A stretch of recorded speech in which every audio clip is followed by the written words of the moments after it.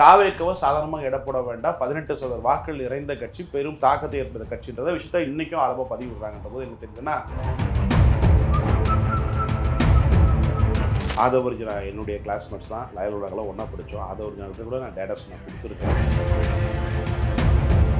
அதிமுக வந்து பலவீனமாக இருக்குது. ஸோ அதனால் வந்து பார்த்தீங்கன்னா திமுக தாவேக்கா போட்டி தான் அமையும். அப்படி அமைகிற போது அதிமுக ஓட்டுகள் பிரிஞ்சு தாவேக்கு சென்றால் நிச்சயமாக ராஜ்மோகன் எம்எல்ஏ ஆகிறது வாய்ப்பு இருக்கிறது. ராகுல் காந்தி அவர்கள் திமுக வைத்துக் கொள்வதற்கு கூட்டணிக்கு உடன்பாடுகள் இல்லை, மனதளவில் கிடையாது. தாவேக்கோட கூட்டணி வைக்கிறது தான் ரொம்ப விருப்பமா இருந்தாரு. அதனால வந்து அந்த இப்ப சீட்டுகள் திமுக பிரிச்சது, பாண்டிச்சேரியில் வந்து காங்கிரஸை தனியா விட்டது, இந்த மாதிரி பல பிரச்சனைகள் மனஸ்தாபங்களோடு பயணிக்கிற கூட்டணியா இருப்பதனால அது ஜெல் ஒர்க் அவுட் ஆகும்னு பார்க்கலாம். தேர்தலில் வந்து பாத்தீங்கன்னா அடுத்து வருகிற காலம் மறுபடியும் ஒன்று சேருவாங்கன்றது டவுட். அவங்க தாவேக்காவை தான் மீன் குறியா வச்சிருக்காங்க. விசிகா ஓட்டுகள் நிறைய வந்து தாவேக்கா பொறுத்தவரை பட்டிய சமுதாய வாக்குகள் அதிக அளவு அறுவடை செய்யக்கூடிய நபராக தாவேக்கா இருக்குன்னு பார்க்கலாம். மாற்று சமுதாய வாக்குகளை பெறுவதை விட தாவேக்காவுக்கு இந்த சமுதாய வாக்குகள் அதிகமாக செல்வது இருப்பதனால மிகப்பெரிய சரிவை அவர் தேர்தலில் ஆட்டும் எதிர்வரும் காலங்களில் விசிகா பெரும் எதிர்பார்க்கிறார். தாவேக்காவுக்கு அதிமுக திமுக 3 பேருக்கான போட்டியா இருக்கிறதுனால குறைவான வாக்கு வித்தியாசத்தில் கிட்டத்தட்ட சொல்ல போனா ஒரு 20,000 ஓட்டுகள் தான் வெற்றி பெற வாய்ப்பு பார்க்கலாம். ஏன்னா எப்பவுமே போன எம்பி எலெக்ஷன் கூட சட்டமன்ற தொகுதியில் வந்து 50,000 ஓட்டுகள் தான் போலிங் ஆயிரும். அப்படி பார்க்குறப்போ தாவேக்காவுக்கு குறைஞ்சபட்சம் 20,000 ஓட்டுகள் வந்தாலும் நிச்சயமா ஒரு சட்டமன்றத்துக்கு வாய்ப்பு இருக்கு. திமுகவுடைய கேண்டிடேட் புதுமுகம், அவங்க அந்த அளவுக்கு ஃபேஸ் வேல்யூ ஓட்டு வங்கி கவரக்கூடிய ஆட்களை இல்லை. அந்த கட்சியை சார்ந்தவங்க யாராவது ஒரு சிறப்பான போட்டுக்கலாம். அந்த திமுக அதில் தவறுட்டு தான் பார்க்கலாம். அப்படி பார்க்குறப்போ மீனவ சமுதாய ஓட்டுகள் அங்கே பிரதானமாக இருக்கு, மற்ற சமுதாய ஓட்டுகள்லாம் இருக்கு. அதெல்லாம் பிரதானமாக தாவேக்கா அங்கே கொஞ்சம் ஸ்ட்ராங்காகவே இருக்கு. அதனால திமுக தாவேக்காமே அந்த தொகுதி பற்ற வாய்ப்பு இருக்கு. இப்ப வில்லிவாக்கத்தை பற்றி திமுக தாவேக்கா அப்படி இருக்கு. ஒவ்வொரு தொகுதியும் என்டையர் மும்முனை போட்டி. இதுதான் சொல்றேன், இந்த மாதிரி தமிழ்நாடு முழுக்க கிட்டத்தட்ட 65 சட்டமன்ற தொகுதிகள் கணிக்க முடியாத தொகுதியில் இருக்கு. இது ரிசல்ட் எப்படினாலும் மாறும்.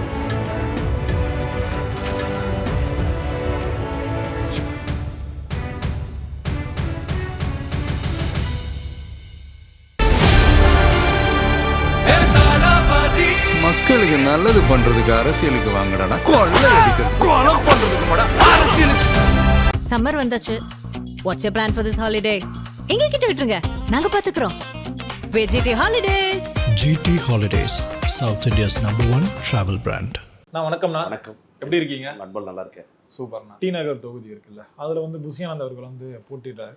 அதே மாதிரி வில்லிவாக்கம் தொகுதியில வந்து ஆதவர்ஜனா வந்து போட்டிடுறாரு. ஆக்சுவலாக இந்த 2 தொகுதியில அவங்க ஜெயிக்கிறதுக்கான வாய்ப்புகள் இருக்கா? வில்லிவாக்கம் நெக் டு நெக் வரும். அவங்க சில ஸ்ட்ராட்டஜி விவங்களை யுக்திகளை மாற்றி செயல்பட்டாங்கன்னா, ஆதவர்ஜனா என்னுடைய கிளாஸ்மேட்ஸ் தான், லயல் உலகெல்லாம் ஒன்றா படித்தோம். ஆதவர்ஜனாக்கிட்ட கூட நான் டேட்டாஸ் நான் கொடுத்துருக்கேன். ஸோ வில்லிவாக்க தொகுதியினுடைய டேட்டாஸ் எல்லாம் கொடுத்துருக்கேன். அதில் அண்ணா நகர் கார்த்தி வந்து அவரும் தெலுங்கு, அவர் ஆதவர்ஜனும் தெலுங்கு. 2 பேரும் வந்து பொருளாதார வசதி படித்தவங்க. அதனால் மோதுறாங்க. அங்கே வாக்காளர்கள் வைட்டமின் வாங்கக்கூடிய வாக்காளர்கள் அதிகமாக இருக்காங்க. பரப்பளவு நிறைந்த ஒரு வில்லிவாக்கம் சட்டமன்ற தொகுதி, வாக்காளர் அதிகமாக நிறைந்த சட்டமன்ற தொகுதி. அப்படி பார்க்குற போது வாக்காளர்களுக்கு கொடுக்க வேண்டிய வைட்டமின் சரியாக சென்று சதிகள் செய்தால் நிச்சயமாக தாவேக்காவுடைய கேண்டிடேட் வெற்றி வாய்ப்பு இருக்குது. கொஞ்சம் இப்போ இருக்கிற நிலைமையில் போனாங்கன்னா நிச்சயமாக கஷ்டமாக இருக்கும். ஸோ இதுக்கு மேலே கொஞ்சம் அரசியல் ஸ்டைலில் தாவேக்காவுடைய தொண்டர்களை மட்டும் நம்பாமல் கொஞ்சம் சாமபத வேதங்கள்லாம் சரி கட்டி பண்ணார்னா வெற்றி பெறதுக்கு வாய்ப்பு இருக்குதா பார்க்கலாம். இல்லைப்பா, வில்லிவாக்கம் தொகுதியில் வந்து ஆதவர்ஜன் என்ன ஜெயிச்சிருவாரு. ஸோ இதன் காரணமாக அவர் ஜெயிக்க கூடாதுன்றதுக்காக தான் அண்ணா நகர் கார்த்தியை வந்து அந்த தொகுதியில். ஆமாங்க, பணத்தை கொட்டுவாங்கல்ல. இப்போ நீங்கள் கார்த்தி வந்து மிகப்பெரிய லெவலில் நீங்கள் சமாளித்து வச்சுருக்காங்கல்ல. திமுகவுடைய கார்பரேஷனோட பிஸ்னஸ் பார்ட்னர்ஸ் பல ஆயிரம் கோடிகளை சமாளிச்சிருக்காங்க. அப்புறம் போய் கொட்டணும் இல்லையா, பணத்தை கொட்டி எப்படியாவது பிடிச்சலான்றதுக்காக அங்கே அண்ணா நகரில் வந்து பார்த்தீங்கன்னா கிட்டத்தட்ட ஒரு 20 கோடி ரூபாய்க்கு மேலே கார்த்தி செலவு பண்ணிட்டார். இந்த நிறைய பரிசு பொருட்கள்லாம் வந்து இட்லி குண்டா, அப்புறம் வேறு ஏதோ பொருள்லாம் பாக்ஸ் பாக்ஸாக கொடுத்து அந்த அண்ணா நகர் ஃபுல்லாக சுற்றுப்பயணம்லாம் முடிச்சு பண்ணி ஒரு 20 கோடி ரூபாய்க்கு மேலே செலவு பண்ணிட்டார். பட் என்னென்னா ஆதவர்ஜன் அங்கே போகிறதுனால நீங்கள் ஆதவன் ஜெயிச்சு இது பண்ணிட்டு வர நோக்கத்துக்காக அண்ணா நகர்லேருந்து மாற்றப்பட்டு வில்லிவாக்கத்துக்கு போடப்பட்டிருக்காங்க. ஸோ அந்த இடத்துல வந்து ஆதவர்ஜனாவுக்கும் இவங்களுக்கும் 2 பேருக்கும் நெக் டு நெக் ஃபைட்டாக இருக்கும். ஆதவர்ஜனா சற்று இன்னும் கொஞ்சம் துரிதமாக செயல்பட்டார்னா வெற்றி பெறக்கு வாய்ப்பு இருக்குன்னு பார்க்கலாம். இப்போ அதே மாதிரி இந்த டி நகர் தொகுதியை பற்றி பேசுவோம். அங்கே ஆனந்த் முதல்ல சூஸ் பண்ணதுக்கு காரணமே பெரிய ஆச்சரியம் வந்து, ஏன்னா டி நகர் தொகுதியை பொறுத்த வரைக்குமே ஒன்று அதிமுக இல்லை திமுக தான். அப்படி இருக்கும்போது ஆனந்த் அவர்கள் இன்னும் அந்த இடத்துல ஜெயிக்க முடியுமா? மும்முனை போட்டி இருக்கப்போ வாய்ப்பு இருக்குது. ஸோ வாய்ப்பு இருக்குது. ஆனால் கொஞ்சம் பேசுறதெல்லாம் அங்கிட்டு போய் வந்து போய் எல்லாம் இல்லாமல் ஒரு அரசியல்வாதியாக பேசணும், அது பேச மாட்டேங்கிறாரு. ஒரு கட்சியினுடைய பொதுச்செயலாளர், ஒரு மாநில கட்சியினுடைய பொதுச்செயலாளர்ன்ற போது நாங்கள் வந்து இதை செய்வோம், அதை செய்வோம், இதை பண்ணணும் சொல்லணும். நிறைய விதமான பேச்சு கலைகளை அவர் மாற்றிக்கொண்டு செயல்பட்டார்னா வாய்ப்பு இருக்குது. அங்கே மும்முனை போட்டி இருக்கிறதுல அவங்களுக்கு வர வேண்டிய வாக்குகள் வந்தால் நிச்சயமாக வாய்ப்பு இருக்குது. சில இடங்களில் வந்து பின்னடைவும் இருக்கிறது. பாஜகவுக்கு அதிமுக கூட்டணிக்கு ஓட்டுகள் வந்து ஸ்ட்ராங்காகவும் இருக்குது. அங்கே போட்டியை பொறுத்தவரை மும்முனை போட்டியாக இருக்குது. அதனால் ரிசல்ட் எப்படினாலும் அந்த தேர்தல் நேரத்தில் மாறுதா பார்க்கலாம். ஸோ ஏன்னா 3 பேருக்கு ஓட்டை பிரிக்கிறதுனால தாவேக்காவுக்கு அதிமுக திமுக 3 பேருக்கான போட்டியாக இருக்கிறதுனால குறைவான வாக்கு வித்தியாசத்தில் கிட்டத்தட்ட சொல்லப்போனால் ஒரு 20,000 ஓட்டுகள் இருந்தால் வெற்றி பெறதுக்கு வாய்ப்பு பார்க்கலாம். ஏன்னா எப்போவுமே போன எம்பி எலெக்ஷன் கூட சட்டமன்ற தொகுதியில் வந்து 50,000 ஓட்டுகள் தான் போலிங் ஆகிருக்கு. அப்படி பார்க்குறப்போது தாவேக்காவுக்கு குறைஞ்சபட்சம் 20,000 ஓட்டுகள் வந்தாலும் நிச்சயமாக அவருக்கு சட்டமன்றத்துக்கு வாய்ப்பு இருக்குது. அதிமுக பாஜக கூட்டணிக்கு வந்து 20,000 ஓட்டு வந்தாலும் திமுக ஓட்டு கம்மியாக கிடைக்கும். அப்படி பார்க்குறப்போ திமுக அதிமுக போட்டின்ற மாதிரி தான் அங்கே இருக்கும். ஏன்னா பாஜகவுடைய ஓட்டுகள் அங்கே இருக்குது. பிரமாணர்கள் சமுதாய ஓட்டுகள் அங்கே நிறைய இருக்குது. ஸோ அதனால் வந்து அதிமுக பாஜக கூட்டணிக்கு ப்ளஸ்ஸாக அமைய வாய்ப்பு இருக்குது. 2வது இடத்துல வந்து தாவேக்கா வருவது வாய்ப்பு இருக்கிறது. கொஞ்சம் வந்து அந்த சில மாற்றங்கள் வியூகங்களை வந்து செயல்பட்டாங்கன்னா எஞ்சிய காலங்களில் வந்து பார்த்தா தாவேக்கா நெக் டு நெக் எட்ஜி கொண்டு வந்தோன்னா ஒரு 22,000 ஓட்டுகளை வாங்கினா நிச்சயமாக வெற்றி பெற வாய்ப்பு இருக்குன்னு அந்த தொகுதியை பற்றி பார்க்கலாம். ஏன்னா பொதுவாகவே திமுக பொறுத்த வந்து ஒரு 60,000 ஓட்டு தான். இப்போ கடந்த முறை எலெக்ஷன்லேயே வந்து அந்த ஓட்டு இருக்கு. தாவேக்கா ஓட்டு குறைஞ்சபட்சம் பார்த்தோன்னா ஒரு 25,000 ஓட்டு கிட்டத்தட்ட நெருக்கி பிடிச்சி இருக்கு. அதை இன்னும் கொஞ்சம் டெவலப் பண்ணி கொண்டு தானே வாய்ப்பு இருக்குன்னு பார்க்கலாம். அதான் இப்போ கடந்த முறை தேர்தலே வந்து டிநகர் சத்யா அவர்கள் வந்து அந்த சொற்ப வாக்கு வித்தியாசத்தில் தான் வந்து அந்த தோல்வியை வந்து சந்திச்சார். அப்படி இருக்கும்போது இந்த முறை வந்து அவர் தான் அந்த டிநகர் தொகுதியில் ஜெயிக்கிறதுக்கான வாய்ப்பு இருக்கு. ஏன்னா கொஞ்சம் காமனான லீடர் சத்யா புத்திர காமனான லீடர், எளிதில் நெருங்கக்கூடிய நபர், தொகுதி மக்களிடம் எளிதில் பழகக்கூடிய நபர். சராசரியாக கருணாநிதி கூட திமுகவுடைய முன்னாள் சட்டமன்ற கூட நெருங்கி பழக முடியாது, பேச முடியாது. கொஞ்சம் டிஸ்டன்ஸோட இருக்கக்கூடிய நபர். அப்படி பார்க்க இவர் வந்து மக்களோட மக்களாக இருக்க தலைவராக சத்யன் இருக்கிறாரு. அதனால ஒரு அதான் சொல்றேன், அதிமுக தாவேக்காமே அந்த தொகுதி பற்ற வாய்ப்பு இருக்கு. இப்போ வில்லிவாக்கத்தை பொறுத்த திமுக தாவேக்கா அப்படி இருக்கு. இப்படி ஒவ்வொரு தொகுதியும் என்டையர் மும்முனை போட்டி. இதுதான் சொல்றேன், இந்த மாதிரி தமிழ்நாடு முழுக்க கிட்டத்தட்ட 65 சட்டமன்ற தொகுதிகள் கணிக்க முடியாத தொகுதியாக இருக்கு. இது ரிசல்ட் எப்படினாலும் மாறும். ஸோ ரிசல்ட் மாறப்போ கவர்மெண்ட் எப்படினாலும் ரிசல்ட் கொண்டு வர நிலைமையில் இருக்குதுன்னு பார்க்கலாம். தமிழ்நாடு முழுக்க 210 தொகுதியில் 60 சீட்டுகள் வந்து இந்த மாதிரி 3 ஃபைட்டர் கார்னராக இருக்கு. ஸோ அது வந்து எப்படினாலும் ரிசல்ட் மாறும்னு பார்க்கலாம். அதே மாதிரி இந்த எழும்பூர் தொகுதியை பற்றி பேசுவாங்க. எழும்பூரில் வந்து ராஜ்மோகன் அவர்கள் வந்து ஒரு பக்கம் வெற்றி பெறுவார்னு வந்து சொல்கிறாங்க. இன்னொரு பக்கம் வந்து அங்கே வந்து திமுக தான் ஜெயிக்கும் அப்படின்ற மாதிரி சொல்கிறாங்க. இந்த 2 பேரில் யார் ஜெயிப்பாங்கன்னு நினைக்கிறீங்க? 2 பேருமே சரிநிகராக இருக்காங்க. ஏன்னா 2 பேருமே பட்டியல் சமுதாயத்தை சேர்ந்தவங்க. அங்கே ஓட்டுகள் அதிகமாக இருக்குது. ஸோ அதனால் திமுகவுடைய கோட்டை வந்து எக்மோர். ஸோ அந்த ஒரு பலம் வந்து அவங்களுக்கு இருக்குது. அதிமுக வந்து பலவீனமாக இருக்குது. ஸோ அதனால் வந்து பார்த்தீங்கன்னா திமுக தாவேக்கா போட்டி தான் அமையும். அப்படி அமைகிற போது அதிமுக ஓட்டுகள் பிரிஞ்சு தாவேக்காவுக்கு சென்றால் நிச்சயமாக ராஜ்மோகன் எம்எல்ஏ ஆகிறது வாய்ப்பு இருக்கிறது. இல்லைன்னு சொன்னால் நெக் டு நெக்ல வந்து பிரசன்னா வந்து ஜெயிச்சு வெற்றி பெற வாய்ப்புன்னு பார்க்கலாம். இப்போ 2 பேருமே வந்து தொகுதிக்கு வந்து புதிய ஆட்கள் தான். அப்படி இருக்கும்போது வந்து இங்கே வந்து அந்த சின்னம் தான் மேஜர் ரோலில் வந்து ப்ளே பண்ணணும்னு வந்து சொல்கிறாங்க. அப்படி பார்த்தா பிரசன்னா ஜெயிக்கிறதுக்கும் நிறைய வாய்ப்பு இல்லை அப்படி பார்க்காதீங்க. ஏன்னா அந்த விஜய் ஓட்டு அங்கே ஸ்ட்ராங்காக இருக்குது. தாவேக்கா ஓட்டு ஸ்ட்ராங்காக இருக்குது, வெறித்தனமாக இருக்காங்க. 105வது வார்டில் கூட இப்போ நேற்று நான் ஆய்வு எடுக்க போனேன். 105 அம்பேத்கர் நகரில் கூட பார்த்தீங்கன்னா திமுக ஓட்டுகள் நிறைய தாவேக்காக்கு போகுது. ஸோ அதனால் இங்கே பொறுத்தவரை ரொம்ப நெக் டு நெக் ஃபைட்டை தான் அந்த எக்மோர் தொகுதி அமையும் மொழிய கன்ஃபார்மாக இவங்க தான் வந்துருவாங்கன்ற அக்யூரன்ஸ் இது கொடுக்க முடியாது. ஏன்னா 3 கார்னர் ஃபைட் இருந்தாலும் ஃபஸ்ட்டு வந்து திமுக அதிமுக தாவேக்கா 2 பேருமே சரிநிபாலத்தில் போட்டி இருப்பதனால 2 பேருமே அந்த தொகுதிக்கு புதுசாக இருப்பதனால ஸோ மக்கள் மத்தியில் பார்த்தீங்கன்னா தாவேக்கா விஜய்க்கு அங்கே கொஞ்சம் ஃப்ரேம் இருக்குது, ஒரு செல்வாக்கு இருக்குது. திமுக மேலே வெறுப்பு இருக்குது. ஏன்னா போன முன்னாள் எம்எல்ஏ வந்து பத்மனா வந்து சரியான செயல்பாடுகள் இல்லை. ஸோ திமுக மேலே கொஞ்சம் வெறுப்பு இருக்குது, ஆளுங்கட்சி மேலே வெறுப்பு இருக்குது. அதனால் ஒரு மேபி ஒரு கொஞ்சம் ராஜ்மோகன் அவர்கள் கொஞ்சம் ஆக்டிங்கை இன்னும் கொஞ்சம் நல்லா பண்ணி கொஞ்சம் ஃபீல்டு ஒர்க் பண்ணார்னா அவருக்கு சாத்தியக்கூறாக இருக்குது. அவருடைய செயல்பாடுகள் சற்று இப்போ சரியில்லை. ஒழுங்காக பண்ணார்னா வெற்றி வாய்ப்பு அவர் சட்டமன்றத்துக்கு போகிறதுக்கு வாய்ப்பு இருந்தால் பார்க்கலாம். அதே மாதிரி இந்த ராயபுரம் தொகுதியாக இருக்கட்டும், அங்கே வந்து எப்படி பார்த்தாலும் ஜெயக்குமார் ஜெயிப்பாருன்ற மாதிரி தான் நினச்சிட்டு இருந்தாங்கன்னா அந்த கடைசியாக வந்து திமுக வேட்பாளர் களம் இறக்குனாங்க சுபேர் கான்னு சொல்லிட்டு. அவருக்கான அந்த வெற்றி வாய்ப்பு வந்து அதிகமாக இருக்குன்னு சொல்கிறாங்க. இன்னொரு புறம் வந்து தாவேக்கா அங்கே ஒரு பெரிய படைபலத்தோட தான் இருக்காங்க, அவங்களுக்கும் ஒரு வாய்ப்பு இருக்குன்னு வந்து சொல்கிறாங்க. கட்டாயம் நீங்கள் உங்கள் பார்வையிலே விடை கிடைச்சிருச்சு. உங்கள் பார்வைப்படி தான் அங்கே இருக்க சூழ்நிலை இருக்குது. ஜெயக்குமாருடைய செல்வாக்கு சரிஞ்சிருக்கு, பழைய மாதிரி இல்லை. திமுகவுடைய கேண்டிடேட் புதுமுகம், அவங்க அந்தளவுக்கு ஃபேஸ் வேல்யூ ஓட்டு வங்கி கவரக்கூடிய ஆட்களாக இல்லை. அங்கே கட்சியை சார்ந்தவங்க யாராவது ஒரு சிறப்பான நாளில் போட்டிருக்கலாம். அந்த திமுக அதில் தவறுட்டு தான் பார்க்கலாம். அப்படி பார்க்குறப்போ மீனவ சமுதாய ஓட்டுகள் அங்கே பிரதானமாக இருக்குது, மற்ற சமுதாய ஓட்டுக்கள்லாம் இருக்குது. அதெல்லாம் பிரதானமாக தாவேக்கா அங்கே கொஞ்சம் ஸ்ட்ராங்காகவே இருக்குது. அதனால் வந்து 3 ஃபைட்டர் காரில் வந்து ரிசல்ட் வந்து நெக் டு நெக் மாறுவதற்கு வாய்ப்பு இருக்குது. அந்த தொகுதி எடுத்துக்கலாம். 3 ஃபைட்டர்ஸ் தான் அங்கே இருக்குது. அதே மாதிரி இந்த கொங்கு மண்டலம் இருக்குல்ல, அந்த முக்கியமான தொகுதியாக பார்க்கப்படுறது இந்த கரூர் தொகுதி. ஆக்சுவலாக அங்கே தமிழக அரசியல் ஒரு மிகப்பெரிய தாக்கத்தை வந்து அங்கே ஏற்படுத்தியிருந்தது. ஆக்சுவலாக செந்தில் பாலாஜி அங்கே போட்டிட்டு வரும் பார்த்தா அவர் வந்து கோவை தெற்குக்கு வந்து போட்டிடுறாரு. ஸோ அப்படி இருக்கும்போது இந்த கரூர் தொகுதி வந்து யாருக்கான கோட்டை அமையும்? கரூர், கோயம்புத்தூர், ஈரோடு இந்த பெல்ட்டெல்லாம் வந்து பார்த்தீங்கன்னா அதிமுகவுக்கு சாதகமாக இருக்குது. கோயம்புத்தூரில் செந்தில் பாலாஜி தப்பு செஞ்சிட்டாரு. ஏன்னா 7 தொகுதிகள் வந்து அதிமுக வெற்றி பெற வாய்ப்பு இருக்கிறது. கிட்டத்தட்ட அவர் கேண்டிடேட் ஃபுல்லாக வந்து அவருடைய அல்ல கைகளுக்கு ஓட்டு கொடுத்துட்டாரு. பழைய கட்சிக்காரர்களை ஃபுல்லாக ஒதுக்கிட்டாரு. அது ஒரு பெரிய மைனஸு. கட்சிக்காரர்களுக்கு எந்த விதமான வருமானம் இல்லை, மொத்த கமிஷமே அவரே எடுத்துக்கிட்டாரு. அது கட்சிக்காரெலாம் விரக்தி. அப்புறம் போது அவருடைய ஆதிக்கம் வந்து அங்கே உட்கட்சியில் உள்ள லோக்கல் பாலிசிகளுக்கு ஏற்றுக்கப்படலை. அதில் மிகப்பெரிய சரிவை கோயம்புத்தூர் சந்திக்கிறது வாய்ப்பு இருக்குது. அதே மாதிரி கரூரை பொறுத்தவரை அதே நிலைமை இருக்குது.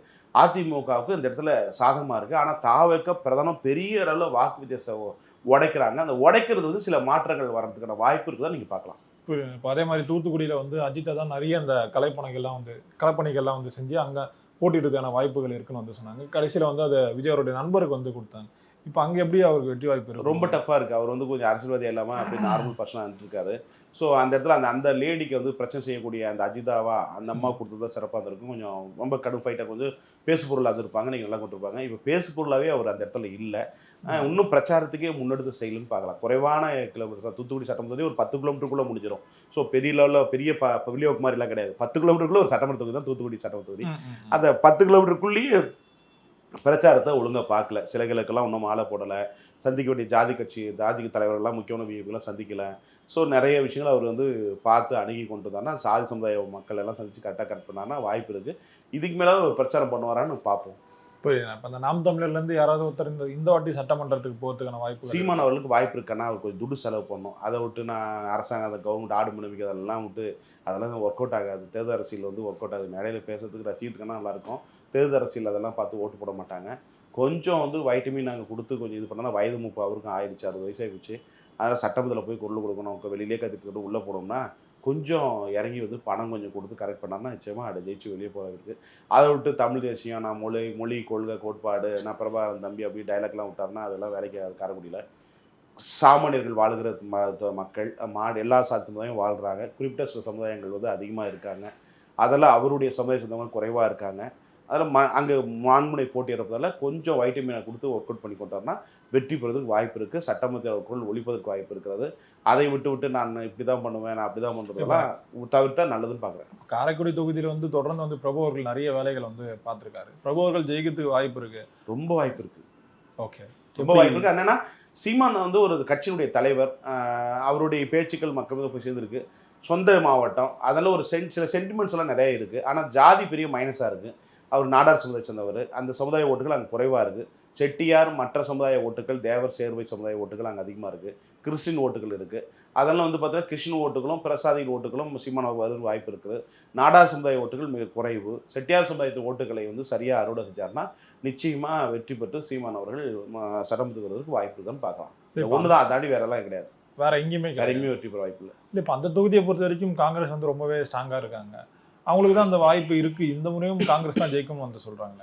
இல்லை, அவருக்கு நல்ல மனுஷன் செல்வாக்குள்ள மனிதர். அது சொல்ல 4 முனை போட்டி, கடுமையான போட்டியாக இருக்குது. அங்கே வெற்றி வாய்ப்பு கணிசமாக 500, 1000 தான் வரும்னு எதிர்பார்க்குறேன். ஏன்னா நான் ஆய்வு செய்த வரையும் பார்க்குறேன்னா ஒரு 10,000 ஓட்டு 5,000 ஓட்டு ரீடிங்கெல்லாம் இல்லாமல் சொற்ப எண்களில் தான் வெற்றி பெற வாய்ப்பு இருக்குன்னு பார்க்கலாம். அது இதுவரை நாங்கள் எடுத்து முடிச்சாச்சு. ரிப்போர்ட் முடியாது. சாவேக்க 2வது இருக்குது, 3வது திமுக இருக்குது. தேமுதிகலேருந்து யாராவது வந்து சட்டமன்றத்துக்கு போவாங்களா? அம்மாவும் பிள்ளையும் நிச்சயமாக போவாங்க. மற்ற இடத்துல வந்து வேலூரில் ஒரு தொகுதி வெற்றி பெற வாய்ப்பு இருக்குது. கேவிக்குப்பத்தில் தோக்கத்துக்கு வாய்ப்பு இருக்குது. தமிழ்நாடு முழுக்க பார்க்குறப்போ ஒரு 4 இடங்கள் வெற்றி பெற்று போவாங்க. குறிப்பாக அம்மாவும் பிள்ளையும் சட்டமன்றத்தில் சென்று அவர்கள் குரலை வலுப்பட்டதற்கு சட்டமன்றத்தில் போவான்னு எதிர்பார்க்கலாம். ஆனால் ஒரு பக்கம் வந்து அவங்களுக்கு வெற்றி வாய்ப்பு அதிகமாக இருக்குன்னு சொன்னாங்க. இன்னொரு புறம் வந்து வெற்றி வாய்ப்பு வந்து குறைவுன்னு சொல்கிறாங்க. ஆக்சுவலாக அதிமுக வந்து நாங்கள் திமுக கூட ஜெயிச்சிக்கிட்டோம், தாவிக கூட ஜெயிச்சுக்கிட்டோம். ஆனால் தேமுதிக வந்து ஜெயிக்கிறன்னு சொல்லிட்டு ரொம்பவே வேலைகளை வந்து அதிகமாக பார்க்குறதா கேள்விப்படுறோம். வேலை பார்த்து திமுகவோட சேஃபாக இருக்காங்க. அந்த அம்மா ஜெயிப்பாங்க, அதே மாதிரி தம்பி ஜெயிப்பா. அப்படி ஸோ 4 பேர் வெற்றி பெற வாய்ப்பு இருக்கிறது. 10ல் வந்து 4 தொகுதியில் குறைஞ்சபட்சம் வெற்றி வாய்ப்பு இருக்கிறது. மீதி 6 தொகுதியில் வந்து இழுபறியாக, ஒரு 2 தொகுதி இழுபறியாக இருக்குது. 4 தொகுதி கன்ஃபார்ம் தோல்வியில் இருக்குது. ஸோ 5 குறைஞ்சபட்சம் ஒரு 5 சட்டப்பரோடு அந்த அம்மா உள்ளே போய் கட்சி அங்கீகாரத்தையும் சின்னத்தையும் காப்பாற்றிக்குவாங்க. விஜயகாந்தை வச்சு இப்போ ஒரு 5,000 கோடி சம்பாதிச்சாங்க. மீண்டும் கூடுதலாக இன்னும் ஒரு 10,000 கோடி சம்பாதிப்பதற்கு இந்த தேமுதிக விஜயகாந்தை போட்டு ஆளாக்கி வச்சுட்டு ஊரை ஏமாற்றத்துக்கு இன்னும் ஒரு 10 வருஷம் அரசியல் பண்ணுறதுக்கு ஒரு பேஸ் கிடைச்சிச்சுன்னு பார்க்கலாம். புரியுது. இப்போ அந்த விடுதலை சிறுத்தைகள் எப்படி இருக்கும்? ஏன்னா அவங்களுக்குள்ள பெரிய ஒரு குழப்பம் வந்து தெரியுது. அது மக்கள் மத்தியிலே பேசு பொருளாக மாறுது. திருமாவளவன் அவர்கள் வந்து காட்டுமன்னார் கோயிலில் நிற்கிறேன்னு சொல்லிட்டு திரும்பவும் வந்து பின்வாங்கியிருக்காரு. ஸோ அதனால ஒரு பெரிய குழப்பம் வந்து கட்சிக்குள்ள இருக்கிறதா தெரியுது. ஸோ அவங்க ஜெயிக்கிறதுக்கு வாய்ப்புகள் இருக்குமா? இல்ல அது காட்டுமரக்குள்ளே ஜெயிச்சிருவாங்க. என்ன சிக்கல்னா விசிகா ஓட்டுகள் நிறைய வந்து தாவேக்காவுக்கு போகுது. தாவேக்கா கூடிய ஒரு கட்சிக்கு ஒரு சாதி ஓட்டுகள் இருக்கும்.